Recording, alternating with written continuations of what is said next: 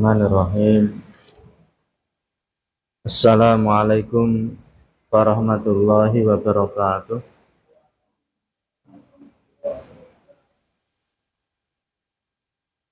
Alhamdulillahilladzi arsala rasulahu bil huda wa dinil haqqi liyudhhirahu 'alad dini kullih wa kafaa billahi syahida.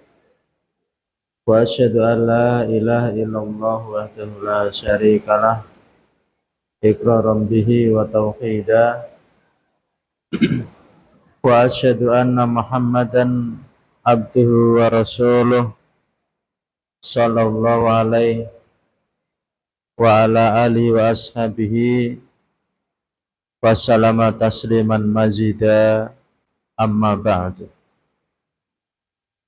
Ma'asyiral ikhwani fiddin, rahimani wa rahimakumullah, wa hafidhani wa hafidhakumullah. Kedengeran enggak, Pak? Kedengeran enggak suaranya?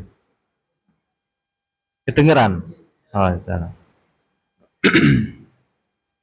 Alhamdulillah, kita bersyukur kepada Allah Ta'ala di atas apapun kondisi kita. Allah masih memberikan karunia kepada kita berupa taufik untuk kita berkumpul dalam rangka memahami kitabullah, dalam rangka memahami hak-hak Allah Ta'ala. Kita masih pada bab di kitab Tauhid, qaulillahi ta'ala, pada firman Allah Ta'ala, afa aminu makrallah. Apakah kalian merasa aman terhadap makar Allah? Fala ya'manu makrallahi illal qaumul khasirun. Maka tidaklah merasa aman terhadap makar Allah melainkan kaum yang merugi. Temanya tentang masalah merasa aman dari makar Allah. Sebelumnya, di samping merasa aman dari makar Allah, ada hal yang membahayakan tauhid, ya, yaitu putus asa dari rahmat Allah. Putus asa dari rahmat Allah tentu hal yang membahayakan. Ada dua hal yang disampaikan oleh Syekh Abdurrahman bin Nasir As-Sa'di rahimahullah. Yang pertama adalah seorang ketika putus asa dari rahmat Allah, dia justru tambah nekat. Sekalian itu ya.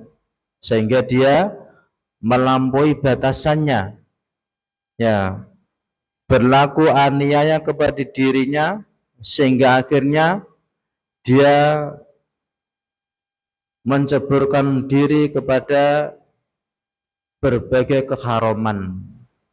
Bahkan dia menjadi sponsor, terlibat pada semua jenis keburukan. Dan ini adalah perilaku dari iblis. Ya, putus asa dari rahmat Allah, akhirnya dia sekalian sudah menjadi dedengkotnya. Dan semua jenis keburukan dia mengajak, dia terlibat. Ya.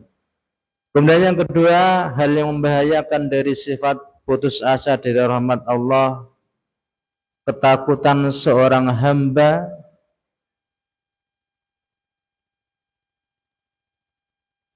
yang mana rasa takut itu justru membuat dia itu lemah. Ya, rasa takutnya menggiring dia untuk memiliki sifat kelemahan, yang akhirnya dia dikatakan oleh beliau yakhludu ilal kasal. Ya, yakhludu ilal kasal. Dia itu senantiasa pada kemalasan. Ini juga ujung-ujungnya karena putus asa dari rahmat Allah. Menyadari dirinya itu kurang ilmu. Tapi apakah ketika menyadari dirinya kurang ilmu, kemudian dia berusaha untuk bisa mendapatkan ilmu? Tidak. Malah apa yang dia katakan, ya sudah, saya bisanya gini. Padahal itulah yang namanya kemalasan. Atau dia nggak punya ilmu, kurang ilmu, dia juga kurang harta, miskin, putus asa dari rahmat Allah, ya tenggelam dalam kemalasan juga. Ya memang rezeki saya segini, di benak dia seperti itu. Ya rezeki saya sudah segini.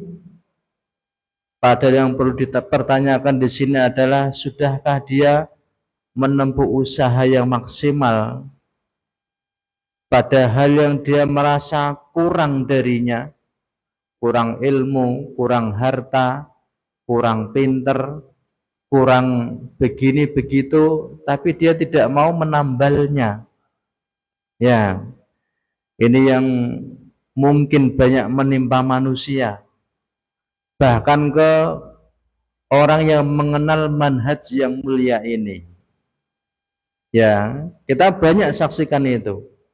Ya, kalau Anda kurang ilmu, kemudian ada majelis ilmu, sudahkah ada kesungguhan Anda untuk bisa mendapatkan itu dengan usaha yang maksimal? Ya, mungkin rutinitasnya, ya, kualitas dari cara mengikuti kajiannya, ya, waktu yang dia luangkan untuk memahami materi kajian misalkan. Nah, apa itu sudah ditempuh? Ya, kenyataannya belum yang kita lihat. Ya, kita tidak berbicara tentang kondisinya di sini. Kalau di sini, wallahu alam, antum bisa menilai sendiri seperti apa. Tapi yang sudah kita jalani di 2-3 tempat, seperti itu keadaannya. Majelis taklim setiap hari dibuka, ya, pada subuh, pada maghrib, pada isya, bahkan kadang tambah pada asar. Ya, tapi coba lihat sekian tahun yang mendatangi majelis itu di tengah kakak, ya, yang hampir 50 kakak sekitaran itu yang notabene bermanhaj salaf, ya, enggak sampai 1/10 yang mendatangi kajian. 2-3 tempat seperti itu kondisinya. Nah, bagaimana kita dikatakan, ya, tidak dikatakan putus asa dari rahmat Allah? Nah, atau mungkin Anda beralasan, ya saya kan miskin, butuh harta untuk memenuhi kebutuhan saya. Oke lah, kamu tempuh jalan usaha untuk mencari uang, tapi lihat bagaimana caramu, ya, menempuh usaha itu. Apakah betul sudah mengerahkan, ya, seluruh kemampuan untuk itu? Ya, orang toh masih menilai Anda itu dalam berdagang pun nggak sungguh-sungguh. Buktinya, ya, buka usaha tidak disiplin. Padahal kadang orang sudah wanti-wanti, ini pokoknya saya berangkat kerja jam 7, mau bawa jajan begini, belinya di tempat itu. Jam 7 belum buka, nggak disiplin. Nah, itu menunjukkan apa? Hakikat yang ada pada kita adalah kemalasan. Nah, sadarilah Anda itu malas. Sadarilah kita itu malas masih. Nah, sehingga manakala sampai ada orang terlontar dari mulutnya mengatakan sampean itu malas, Mas, itu peringatan keras untuk kita. Ya, peringatan keras untuk kita. Memang itu masih menempel pada sifat kita. pemalas. Nah, sehingga dikatakan yakhludu ilal kasal, abadi pada kemalasan. Nah, padahal kalau seorang tahu bagaimana ya cara untuk mendapatkan rahmat Allah, tidak putus asa dari rahmatnya itu, usaha yang sedikit saja Anda serius menunjukkan betul-betul ingin mendapatkannya, itu kadang cukup. Ya, itu kadang cukup. Ya. Ayo ihwah rahimani wa rahmakumullah. Maka hati-hati dari sikap putus asa ini yang terkadang kita itu secara nggak sadar terjerumus padanya. Ya. Kemudian yang kedua, larangan dari bab ini adalah merasa aman dari makar Allah. Dan ini ada dua sebab yang membinasakan. Yang pertama sudah kita baca, akhirnya dia berpaling dari agama. Ya. Berpaling dari agama, banyak maupun sedikit. Ya. Yang banyak tentunya udah nggak beragama. Ya. Yang agak di atasnya kelihatan beragama padahal tidak beragama. Orang-orang yang beragama hanya berdasarkan adat istiadat semata, berdasarkan kebiasaan masyarakatnya saja. Di sini kebiasaannya mungkin NU, ya udah ngikut NU. Pindah tempat lain Muhammadiyah, ikut Muhammadiyah. Ya, kan sudah dijadikan adat itu ya. Nah, mending loh dikatakan jadikan adat. Kalau jadikan agama, parah lagi. Agamanya NU, agamanya Muhammadiyah, parah lagi itu. Nah, kenapa Anda nggak mau beragama dengan Al-Quran dan Sunnah? Ya, berpaling dari agama. Ya, kelalaian-kelalaian, kurangnya ilmu dan dibiarkan. Aku ngertinya kayak gini, wes kayak gini. Tidak. Itu sebab karena merasa aman dari makar Allah. Toh saya juga agamanya gini-gini aja, hidupnya enak mas. Ya, usaha saya lancar. Ya, semua yang saya jalani mendapatkan keuntungan. Nah, itu diantara sebab karena merasa aman dari makar Allah. Berpaling dari agama. As-sababus tsani, sebab yang kedua, an yakunal abdu abidan jahilan mu'jaban binafsih. Kondisinya hamba tersebut abidan, ya, dia itu beribadah. Kalau tadi kan berpaling dari agama. Nah, sekarang dia beribadah jahilan, dalam kondisi jahil, bodoh. Mu'jaban binafsih, lagi kagum pada dirinya, merasa sudah ibadah. Maka ini yang tadi kita singgung, ya, orang sudah merasa ya beribadah, buktinya masjidnya gede, kita bangun bareng-bareng megah, ya, kegiatannya semarak, ya, setiap malam Jumat Kliwon ada peringatan, malam Senin Pahing ada peringatan lagi, ya, malam Ahad gini ada peringatan lagi, semarak, ya. Kemudian mu'jaban binafsih, ya, kagum pada dirinya. Ini baik atas nama perorangan maupun kelompok, ya. Maghruran bi amalihi, tertipu dengan amalnya.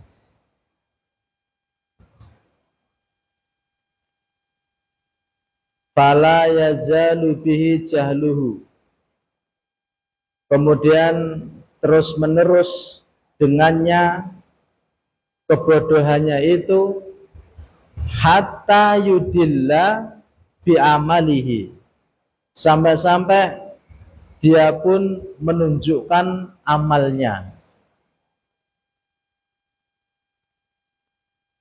Wa yazulal khaufu anhu, dan hilanglah rasa takut dari dirinya.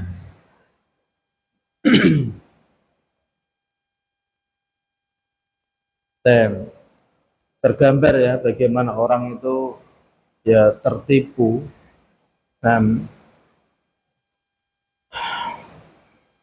ketika merasa aman dari makar Allah, ya, sehingga diingatkan dengan cara apapun susah. Kondisinya karena terjatuh pada perkara ini, ibadah tapi jahil, bahkan nunjuk-nunjukkan amalnya. Loh, namanya Aceh, Serambi Mekah loh mas. Dulu mungkin orang berani komentar, mana mungkin diberi musibah, ya. Serambine Mekah, ya. Serambine kena, gimana nanti nasib Mekah? Soalnya begitu, ya. Nggak ada yang berani komentar, ya, membanggakan bagaimana dijuluki Serambi Mekah. Ternyata dapat musibah, sesuatu yang negeri ini baru pertama kali ngalami, tsunami dahsyat seperti itu, ya. Itu pun menyisakan sesuatu yang masih miris sampai saat ini, ya. Wakilnya, kenyataannya adalah apa yang beliau sampaikan di sini itu nyata. Orang-orang yang ke masjid beribadah sudah demikian tertipu. Megahnya masjid dikira bagusnya ibadah. Banyaknya harta yang ada pada penduduk situ yang kebanyakannya hanya dinikmati sekian persen orang-orang yang kaya, kemudian merasa ini negeri yang makmur, robun ghafur, ya. Allah Ta'ala memberikan peringatan, ya, sekaligus memberi hal yang besar untuk kita kaum muslimin. Bagaimana bisa tempat yang demikian makmur, ya, Serambi Mekah dan sebagainya, dihantam ya musibah yang demikian dahsyat. Kenyataan yang kita dapati dan kita dengar memang sudah parah pola pikir masyarakat yang ada. Antara kemaksiatan dan ibadah sudah campur, ya. Sekian lama, ya, dari sekelompok nelayan dengan perahu atau kapal-kapal mereka yang canggih, melakukan penangkapan ikan dengan hasil miliaran. Tapi lihat apa yang mereka lakukan dengan harta yang demikian banyak, ya, perzinahan merajalela, ya. Antara berzina dan ibadah yang mereka klaim ibadah itu, ya, hal yang biasa mereka lakukan, sehingga nggak ada lagi pengingkaran. Loh, bagaimana itu dikatakan ya negeri jelek, lawang banyak duit, orangnya juga ibadah. Itu sudah versi mereka. Maghrurun bi amalihi, ya, nunjukkan amalnya sampai ya bangga dengan julukan Serambi Mekah misalnya. Ayol muslimun, nggak ada satupun tempat yang kecuali yang Allah memang khususkan padanya mengklaim untuk hal-hal yang istimewa, kemudian merasa aman dari makar Allah. Bahkan jika kita berkaca dari apa yang pernah terjadi dalam sejarah kota Madinah Al-Munawwarah, Ya, terkadang terjadi kejahatan di sana. Dan itu karena memang ulah penduduknya juga. Nah, manakala mereka menyimpang dari jalannya Ar-Rasul Shallallahu Alaihi Wasallam. Kita bisa melihat pada perkara ya ketika penduduk Mekah ya mendapatkan nasihat dari sahabat untuk ya bersikap ya mengalah, nah tidak membangkang kepada kekhilafahan. Ya, ternyata mereka berpaling, tahu apa yang terjadi. Nah, maka ya muslimun, ya sudah seyogyanya kita itu memiliki sifat takut ya kepada Allah Ta'ala. Jangan merasa aman dari makar Allah. Wa yara anna lahu indallahil maqamat. Sebentar. Hatta yudilla bi amalihi, sampai dia menunjukkan amalnya, wa yazulal khaufu anhu, dan hilanglah rasa takut darinya. Wa yara anna lahu indallahil maqamatil aliyah, dan dia memandang bahwasanya untuknya di sisi Allah itu ada kedudukan-kedudukan yang tinggi. Wa yasiru aminan, maka jadilah dia itu merasa aman min makrillah, dari makar Allah. Muttakilan ala nafsihi dha'ifatil mahinah, dalam keadaan dia bersandar kepada dirinya yang lemah lagi hina.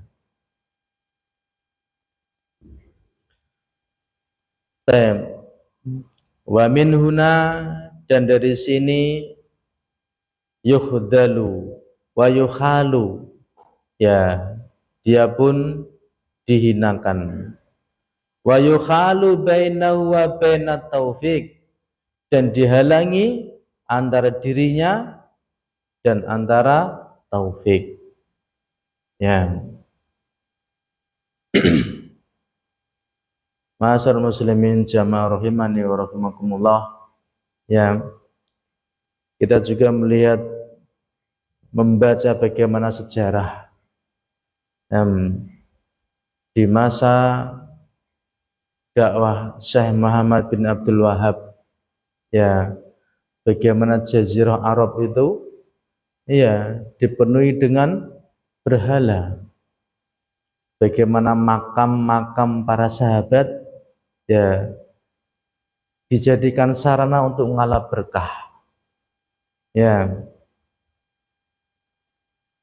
hingga muncul dakwah beliau, perkara yang sulit menghilangkan hal seperti itu.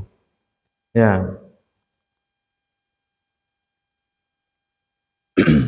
Id huwallazi jana ala nafsihi, dia halangi antara dirinya dan taufik ketika dia alladzi, yang mana jana ala nafsihi, ya lancang merugikan terhadap dirinya. Fabihada tafsil, maka dengan perincian ini ta'rifu munafata hadil umuri lit tauhid, kamu mengetahui ya peniada perkara-perkara tauhid ini. Yang meniadakan perkara tauhid berarti adalah sikap putus asa dari rahmat Allah, juga sikap merasa aman dari makar Allah.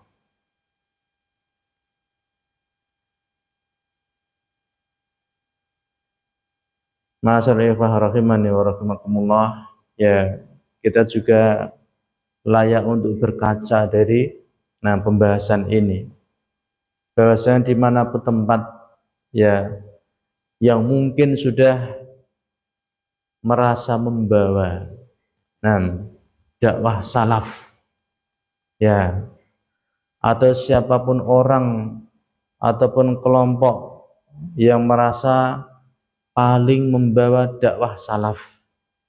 Ya, jika terjerumus pada salah satu dari ini, pasti mereka akan tergantikan. Nah, kita melihat bagaimana tahun-tahun awal dulu kita mengenal salaf, tahun 92 93. Kita kenal orang-orangnya. Nah, Ustadz Fulan, pondok ini, pondok itu, subhanallah, luar biasa. Dari banyak kota datang ke tempat itu demi ngaji sunnah, bayangkan. Ya, setiap bulan berdatangan banyak tamu untuk ngaji. Nah, yang kita saksikan sekarang mati pondoknya. Ya, mati pondoknya. Ya, masih ada sisa ya bekas-bekas rumah yang masih ditinggali. Nah, tapi untuk dakwahnya seolah mati di tempat itu. Ya, ayol muslimun, sunatullah berlaku. Ya, kita sering tidak kuat dengan yang namanya karunia. Kita justru terlena karena nikmat-nikmat. Ya, manakala ilmu mulai ditinggalkan, amal juga mulai kebiri. Orang mengamalkan sunnah di tempat sunnah kadang malah dimusuhi. Ya, kadang malah dijadikan kan karena kamu nggak seperti kita. Ya, enaknya hidup. Ya, terjadilah apa yang Allah kehendaki dari perkara merasa aman dari makar Allah. Dan banyak hal yang kita saksikan yang itu semuanya ada menjadi ya cermin untuk kita semua. Enggak ada jaminan apapun untuk kita semuanya. Nah, kita ini tidak akan diuji, kemudian terkadang ujian itu datang karena kita sudah merasa aman dari makar Allah Ta'ala. Nah, kemudian yang kita dapatkan tidak kita manfaatkan baik-baik. Nikmat yang kita rasakan tidak kita maksimalkan untuk menjalani ibadah kepada Allah Ta'ala dengan yang lebih baik. Nah, khawatir semuanya nanti akan berubah. Nah, maka sebelum itu berubah, ya kita mencari kesempatan terbaik untuk kita menyadari sejak dari sekarang. Kalaupun nanti terjadi perubahan ke arah yang lebih jelek, kita alhamdulillah sudah sadar. Dan oh iya memang lebih jelek, tinggalkan, cari tempat yang mungkin lebih baik untuk kita. Nah, kita masuk masail. Fihi masailu, di dalamnya ada masail-masail, perkara-perkara penting. Al-ula, pertama, tafsiru ayati al-a'raf. Ya, tafsir ayat dalam surah al-a'raf. Allah Ta'ala berfirman, afa aminu makrallahi fala ya'manu makrallahi illal qaumul khasirun. Ya, tidak bosannya kita baca supaya betul-betul ya lebih mengena dalam benak kita. Apakah mereka merasa aman dari makar Allah? Tidaklah merasa aman dari makar Allah melainkan kaum yang rugi. Wal makna annallaha dzakara hala ahlal qura al mukadzibina lirrusul. Maknanya di sini adalah bahwasanya Allah Ta'ala menyebutkan kondisi penduduk kota yang mereka itu mendustakan para rasul, ya, mendapatkan adab. ya, mendapatkan musibah. Wa bayyana anal ladzi hamalahum ala dzalika kaunuhum amanu makrallah. Nama aminu makrallah. Dan yang membawa mereka bersikap seperti itu adalah kondisi mereka aminu makrallah. Mereka merasa aman dari makar Allah.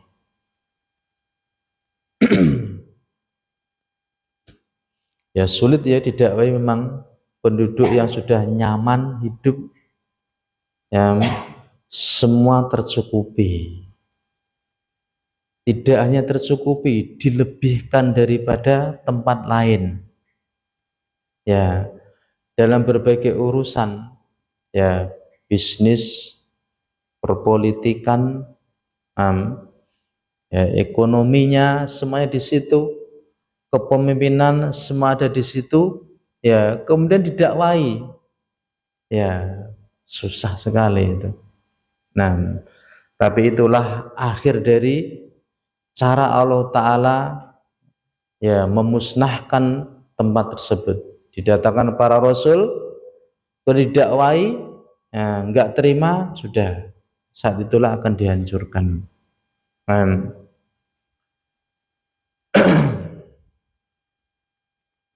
As-saniyatu, yang kedua, tafsiru ayat, penafsiran ayat pada surah Al-Hijr. Allah Ta'ala berfirman, wa may yaqnatu mir rahmati rabbih illa dhalun. Siapa putus asa dari rahmat Rabbnya, tidak lain adalah orang-orang yang sesat. Ya, putus asa dari rahmat Rabbnya yaitu orang sesat. Maka dalam ayat ini ada padanya celaan sifat berupa putus asa dan dorongan untuk memiliki sifat harap. Pada ayat yang pertama tadi, celaan dari merasa aman dari makar Allah, kemudian memiliki sifat khauf, takut. Sekarang ancaman celaan dari sifat putus asa, tapi milikilah rasa harap. Nah, orang bertauhid itu harap dan takut ini harus terus ada. Harus terus dimunculkan, jangan berlebihan pada salah satunya. Ya, kalau kelebihan salah satunya, tidak segera diseimbangkan, khawatir akan binasa. Itulah sifat orang bertauhid. Khauf dan rojaknya terus dia seimbangkan sebagaimana dua sayap pada burung yang dengannya akan baik menuju perjalanan menuju Allah Ta'ala. As-salisatu syiddatul wa'idi fiman amina makrallah. Ancaman keras pada orang yang merasa aman dari makar Allah. Ar-rabi'atu syiddatul wa'idi fil kunud. Ya, ancaman keras pada orang yang putus asa. Ingat ketika dikatakan ancaman keras, bahwa kedua sifat ini bagian dari al-kabair, dosa besar. Ya, karena enggak terpikir dalam benak kita. Nah, merasa aman dari makar Allah, dosa. Iya. Putus asa dari rahmat Allah, dosa. Iya. Loh, bukan dosa biasa, dosa besar. Ya, dikarenakan keduanya menjadi ya termasuk sarana penghancur ketauhidan. Yang mana tauhid itu adalah pilar inti dari agama kita. Penghancurnya diantaranya dua sifat ini. Maka ya muslimun ikhwan fillah rahimani wa rahimakumullah, sangat layak bagi kita siapapun untuk terus mempelajari tentang tauhid. Ya, karena perinciannya demikian luas tauhid itu.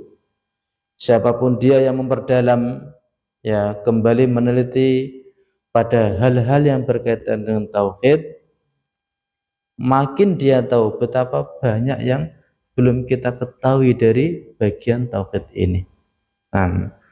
Wallahu a'lam bishawab. Subhanaka wa humma bihamdika asyhadu an la ilaha illa anta astaghfiruka wa atubu ilaik.